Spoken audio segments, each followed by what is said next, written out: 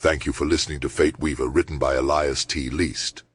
If you enjoy this novel, consider donating $1 through Cash App to $EliasLeast. And now, Fate Weaver. Chapter 21. Magic Man. The towering man Cyrus had knocked unconscious went by Jarl. He spoke with a distinctive accent, entirely different from Miranda, the woman who oversaw the rear of the caravan. Jarl was a hired guard hailing from a chain of islands thousands of miles away, where the plains gave way to a vast expanse of ocean. The concept of that much water was entirely foreign to Cyrus, as no one he had ever met had mentioned such a place. Jarl's skin was as black as night, a stark contrast to Cyrus's golden-brown complexion. Though Cyrus was darker than many from his village, Jarl's appearance was unlike anything he had ever encountered. The man stood twice as tall as Cyrus, and his arms were thicker than Cyrus's legs. However, it was Jarl's radiant smile that captivated everyone's attention. When he grinned, his size seemed to fade into the background, as onlookers couldn't help but share his contagious happiness. The initial tension between them eased when Jarl awoke from his brief unconsciousness. Rubbing his jaw and beaming his infectious smile, he shook Cyrus's hand, signaling the beginning of an unexpected friendship. Miranda, on the other hand, proved more challenging. She was breathtakingly beautiful. With pale skin and black hair, she looked like something out of a dream, but remained aloof when it came to speaking with anyone in the caravan. It wasn't just Cyrus, although he seemed to be the only one that hadn't given up trying to have a discussion with her. When he was in her presence, he would politely try and start a conversation. He would say something like, "Greetings, miss. Thank you for allowing me the opportunity to accompany your caravan." To which she would simply ignore him and walk away.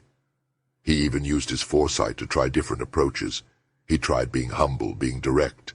He even tried being mean when he once looked at her and said she smelled worse than the horses. He always got the same silence. Jarl told him that this is simply the way she is. He and Jarl continuously walked around the back third of the caravan, Miranda's section. She does not speak with the help. Supposedly she was royalty in a faraway place, but here she is, simply the woman in charge of the rear of the caravan. I don't know if she wished for this or not, but that is the way it is. Cyrus smiled. I will get her to speak to me, I would bet on it. Jarl laughed at the little man in the wolf pelt. You think that you have some sort of magic that gives you power over women. I have seen much magic. You are not a magic man. Although you did best me, so you cannot be underestimated. Still, what are your terms for this wager? Cyrus considered for a moment. Give me 1 month to be invited into Miranda's tent. When I win, you must help me find the Sauron village so that I can save my people. Jarl's eyes widened in surprise at the mention of the Sauron. You wish an audience with the lizards that walk like men. This is a strong wish for one so small. And when you lose the wager, what will Jarl get? Cyrus stopped walking and turned to Jarl. What is it that your people find valuable?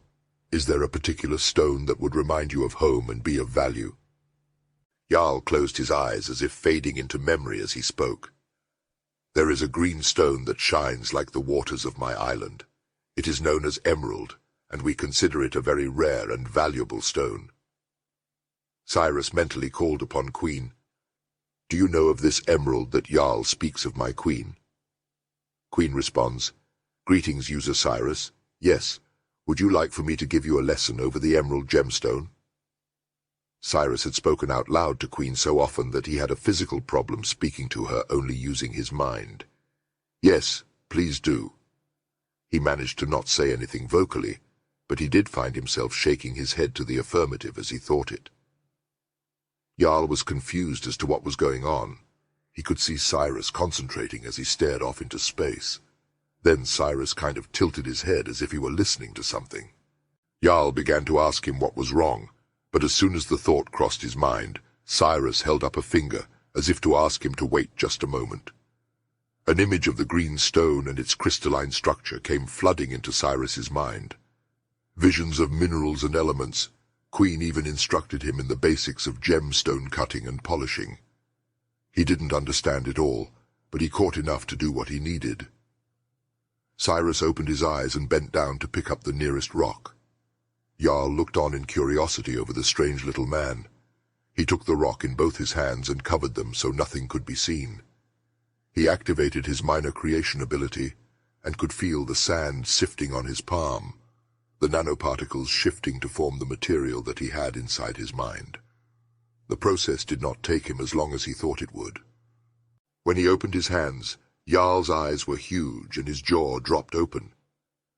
"You are a magic man," he exclaimed as he picked the perfectly cut large emerald stone out of Cyrus's hand. "This would make me a very rich man on my island." Cyrus continued to leave his hand open until Jarl realized that he had not won the bet yet, and with a sigh, placed the stone back in its owner's hand. Then he met Cyrus's gaze and said, "We have a bet, magic man." "One more thing, Jarl," Cyrus said before they started walking again. "I have something that I need your help with. Considering that, according to my old boss, you are now my new boss, I will do as you ask," Jarl said with a large shrug. Cyrus looked up at the big man. A smile slowly spread across his face. "I need you to teach me how to fight." Jarl stood up as straight as he could and looked down at his small friend and rubbed his still aching jaw. "You do not know how to fight?"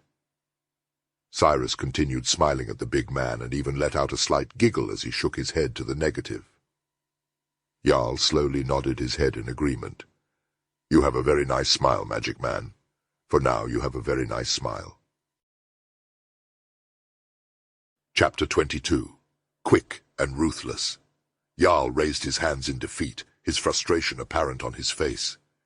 It was as if he anticipated each strike before it even occurred.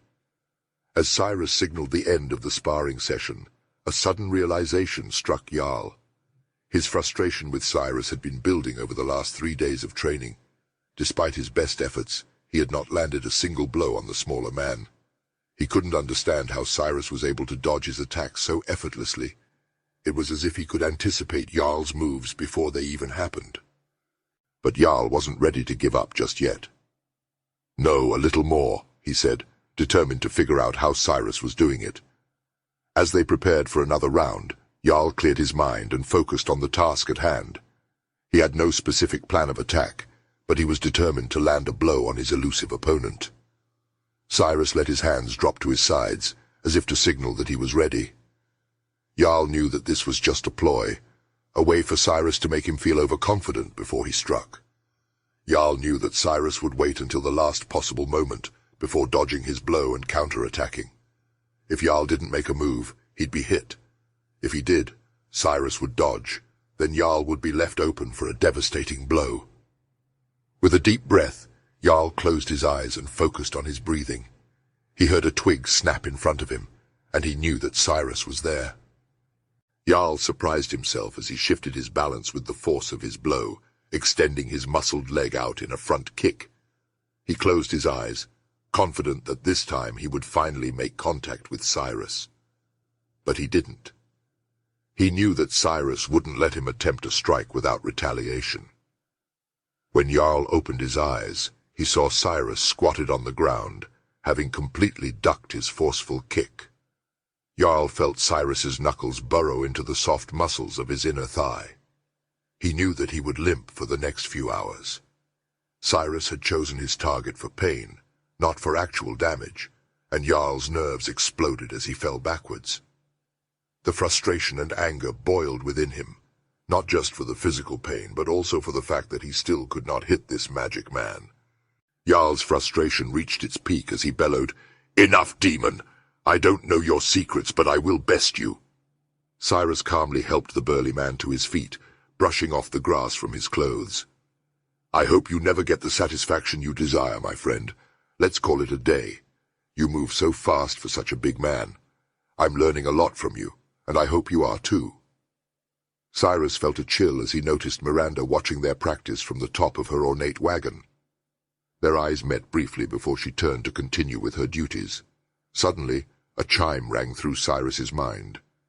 "Congratulations, user Cyrus. You've completed 3 out of 30 daily quests, experience distributed." Jarl noticed the interaction and smiled as he said, That emerald is as good as mine. She speaks with no man.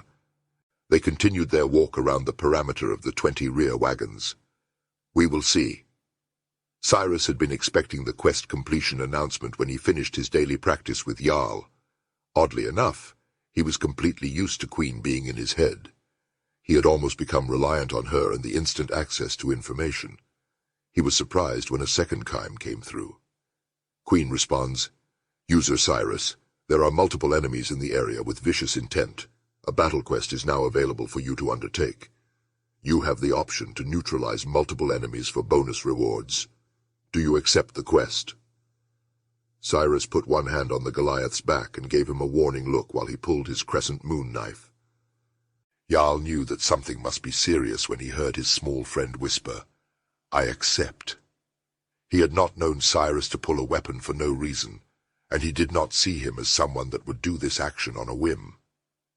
Jarl made his way closer to Miranda and knocked on the ornate wagon 4 times in rhythm, and she instantly knew that this was the signal to be wary.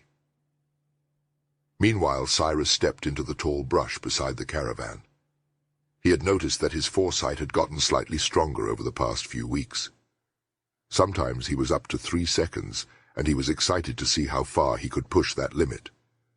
His senses were heightened in this moment of assured danger, but he could not hear any sign of movement in the tall grass, as a short sword slid through the golden stalks and ran him through, painfully puncturing his kidneys and then slicing his spine. He fell to the ground in a heap. His breath slow and ragged, he knew that he was mortally wounded. As he tried to peer into the tall grass, knowing there was a sword just on the other side, he took a step to his right to avoid that silent but devastating strike. He held his breath, waiting for some sign of the attacker that he knew was there, but was just out of sight. That's when a spear struck him in the side of the throat, ripping his tracheal cartilage and his vocal cords with its barbed tip. Cyrus fell to his knees, not even able to cry out as he watched his lifeblood surreptitiously fall into his hands and onto the ground. Cyrus peered into the tall grass, remembering the exact announcement that had followed the chime. Multiple enemies, as in more than one. There could be an army of somethings in this grass, and they had killed him twice already. He now knew he couldn't go forward, and he couldn't go right, so he stepped to his left, avoiding the sword and the spear. Then he saw the weasel-like face that stood almost as tall as him. It rushed out of the grass and tore at his face with sharp claws, and too quickly for him to make any sort of defensive motion. Cyrus peered into the tall grass. There was only one way to get out of this situation. He stepped backwards and slowly retreated. He came out of the amber grains and found himself back on the road next to Miranda's last wagon. Jarl was standing tall with his preferred weapon, a giant scimitar that looked like it was made more for a trophy shelf than for a battle, yet still menacing. Cyrus thought that this man could be holding a candle and it would seem menacing. "What did you find?" Jarl whispered. "Weasel people," Cyrus said in a confusing tone. "I don't know what they are, but they are fast and ruthless." Jarl looked to Miranda, who had climbed down from the wagon and also held a short sword ready for combat. "Minks!" Jarl yelled, and he could see the entire caravan in front of them take action. "You have saved many lives today, Cyrus," Miranda said in appreciation.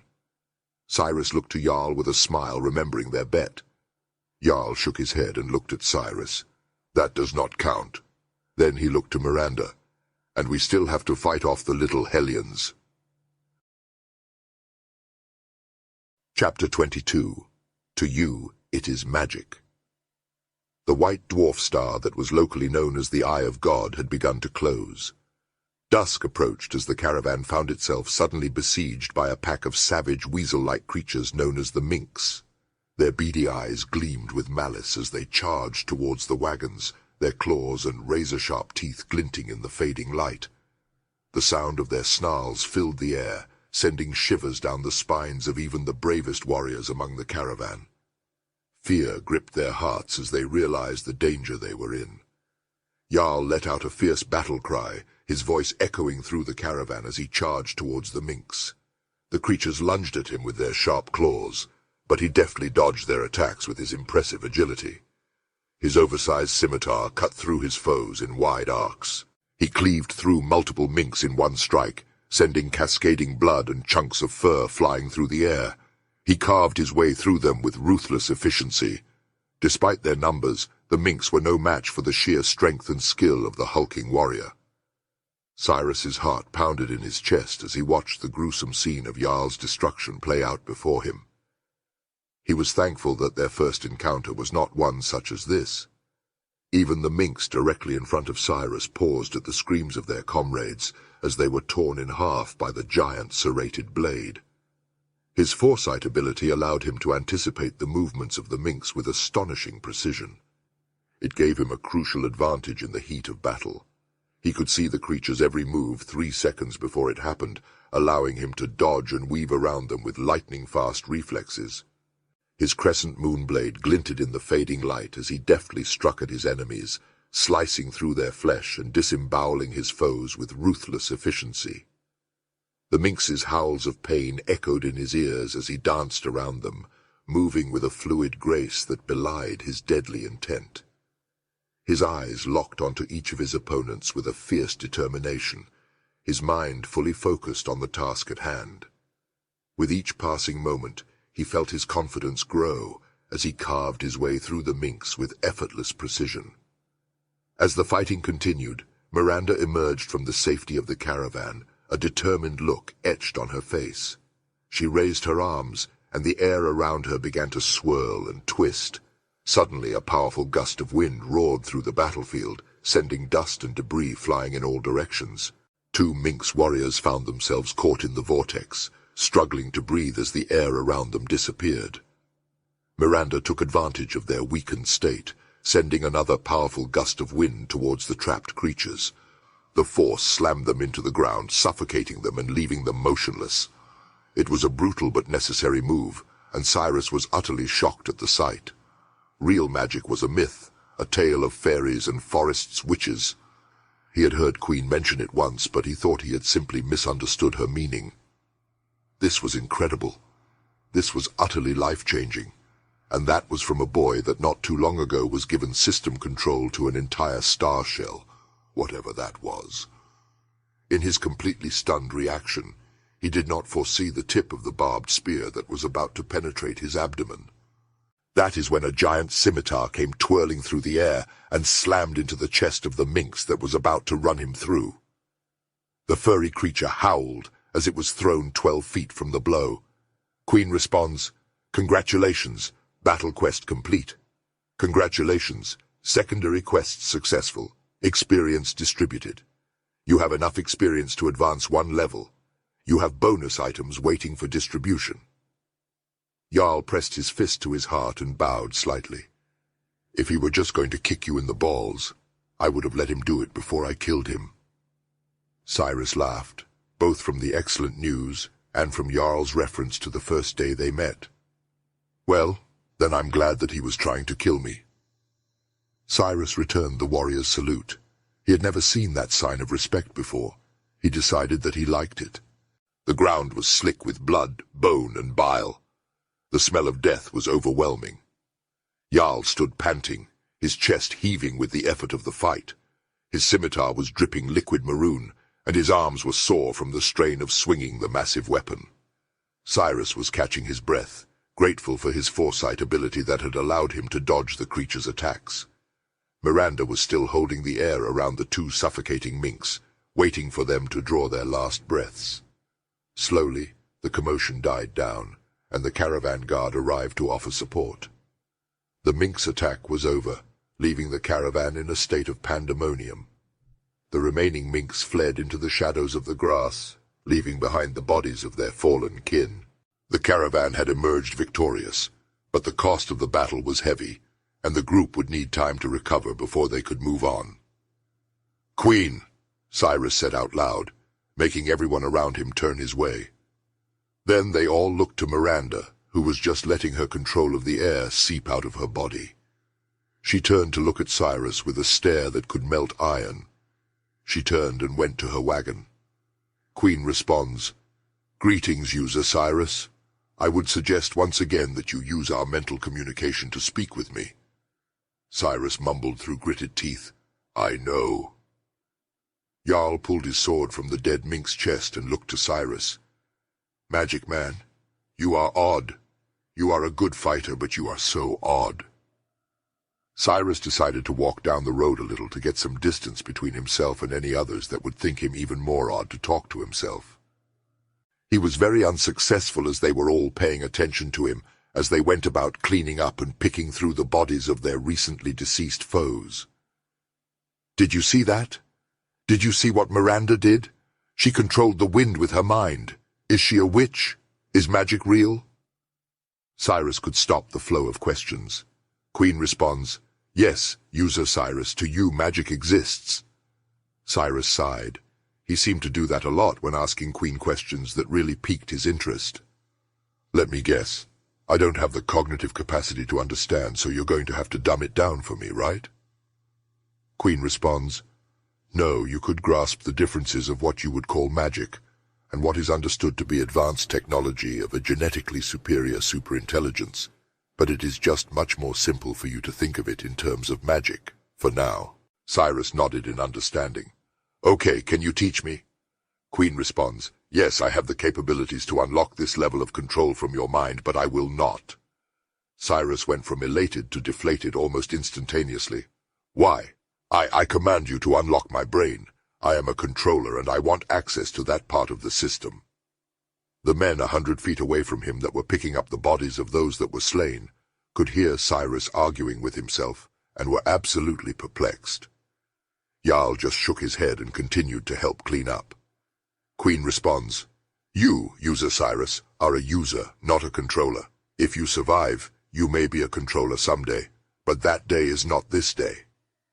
Cyrus felt like he was getting lectured by one of the village elders for overstepping his boundaries.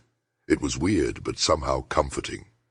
He knew that Queen needed him to advance in power. He didn't know why yet, but he knew that he had been chosen for something. She wanted what was best for him. He just needed to convince her that learning these real magic skills would be what is best for him. Queen responds, "I am in your mind, Cyrus. I can see your schemes. There is a way for you to learn this skill before I am ready to teach it to you." Cyrus smiled. "Yes, I knew that you would see it my way. Tell me what I need to do." Queen responds, "It is quite simple. You get Mistress Miranda to teach you." Thank you for listening to Fate Weaver by Elias T. Least. Feel free to subscribe to the channel for exclusive original works from this author. All donations and proceeds from this work go directly to him. Cash App $EliasLeast. Copyright 2023.